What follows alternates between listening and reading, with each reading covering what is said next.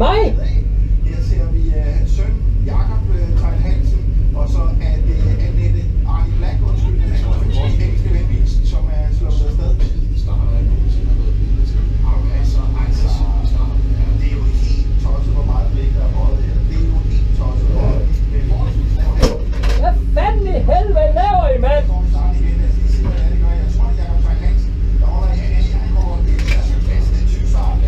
Hvad fanden laver du, mand? Jeg kører sgu da over på min side, din fjol. Du kører da lige ind i mig. Jeg kører helt ude ved siden. Det passer da ikke. Vi kan da se videoen, din tosk, mand.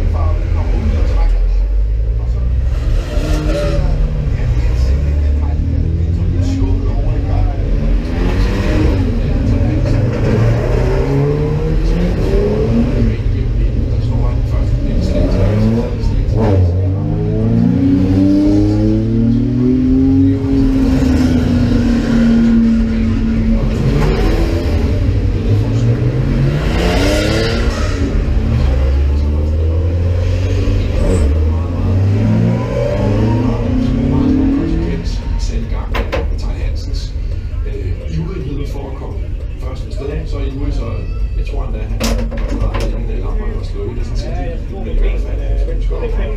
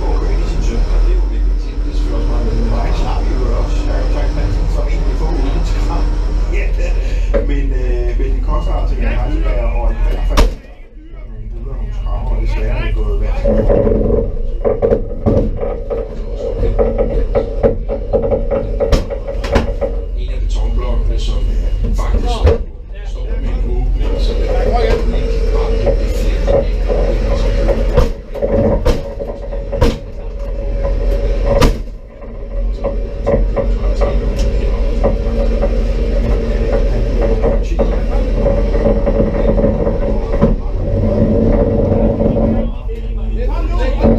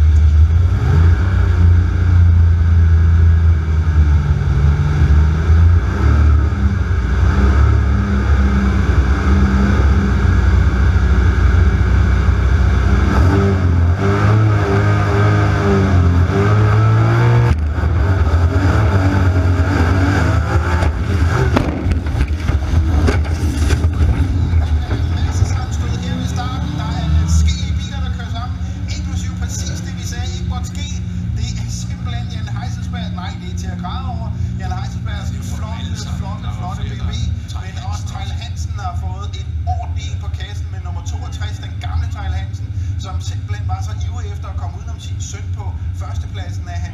Ja, hvis vi ser den igen lige om et øjeblik, jeg løbet af selvfølgelig glædet af. Her ser vi hans søn, Jakob Teil Hansen, og så er det Annette Arnie Black, undskyld, den anden vores engelske ven, som er sluppet afsted. Starter jeg nogensinde har været vidne til. Er så aggressiv i starten. Ja. Det er jo helt tosset, hvor meget blik der er bøjet her. Det er jo helt tosset, og med forholdsvis lav hastighed. Her får vi starten igen. Lad os lige se, hvad det gør. Jeg tror, det er Jakob Teil Hansen, der holder i. Han kommer ud. Det er sådan en 20-start, ja.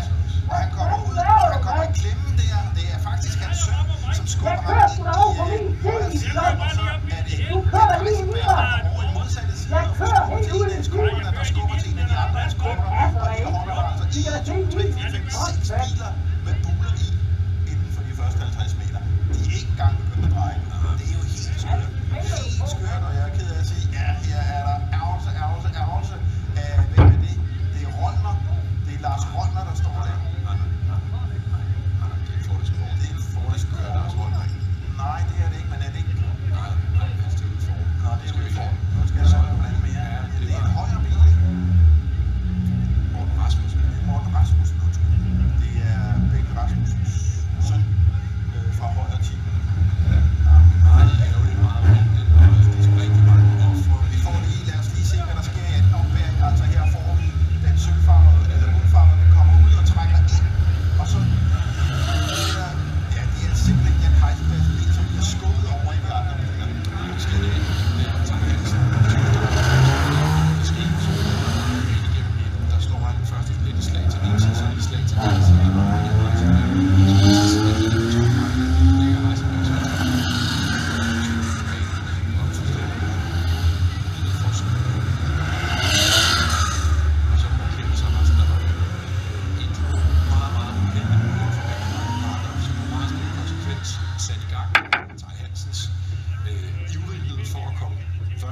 Så ivrig, så jeg tror endda, han starter inden lamperne var slukket. Det er sådan set ligegyldigt, men i hvert fald hans ønsker om at slå både den ene og den anden i starten, den var ret store konsekvenser for i hvert fald 2 biler, der holder hernede.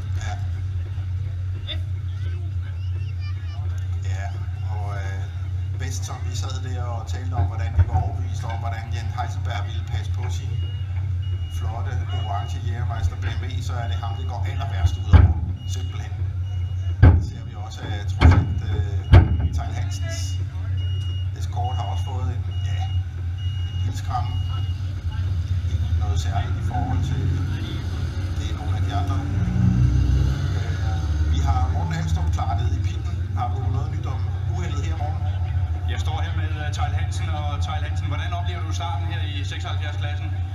Jamen, den er jo dejlig med BMW, det er jo en flot bil, men den er ikke så hurtig fra start, som også anden gammel rallykører her. Og da jeg så fyrer det her gamle skrammel af det, så er der umiddelbart ikke plads til. Jeg kan ikke se nøjagtigt, hvad der sker. Jan Heiselberg siger, det er mig, der gjorde ham, men jeg ved ikke, hvordan det hænger sammen, men uheldigt er det.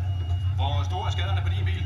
Ja, det vil jeg indtil videre, det er sådan lige udvalgt, jeg ser på, men om jeg kan køre videre nu, det ved jeg ikke, men senere, hvordan skal jeg nok komme.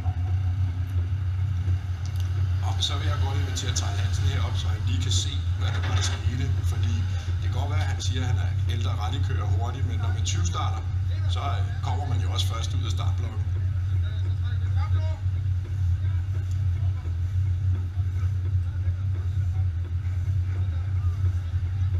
Her får vi lige starten igen. Så han er hurtig. Hvis ikke det er 20 start, så er han i hvert fald hurtigst. Det er der ingen tvivl om. Men altså, man kan så sige en ting, der er helt sikkert. Jan Heiselberg, han flytter sig ikke fra sit spor overhovedet. Han kører fuldstændig frem for sin startblok. Så uanset om der er 20 start, det er helt klart, at Teil Hansen trækker nogen. Så er det Teil Hansen, der trækker ind i Jan Heiselberg. Han trækker ind for at undgå at køre ind i sin søn, og det er jo venligt ting. Det er selvfølgelig også meget venligt. Og han slap jo også Jakob Teil Hansen som en af de få skram. Men det koster altså Jan Heiselberg, og i hvert fald til andre biler nogle buller og nogle skrammer, og desværre er det gået værst. Så en af betonblokkene, som faktisk står med en åbning, så den jo ikke bare bliver deflektet af, som kan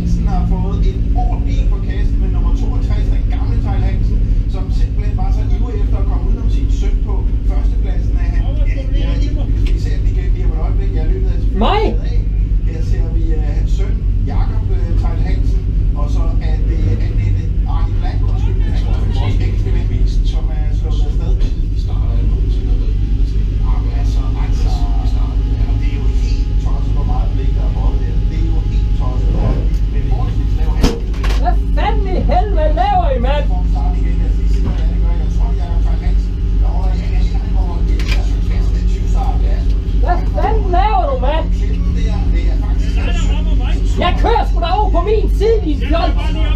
Du kører der lige ind i mig. Jeg kører helt ude ved siden. Det passer da ikke. Vi kan da se videoen, de tosk, mand.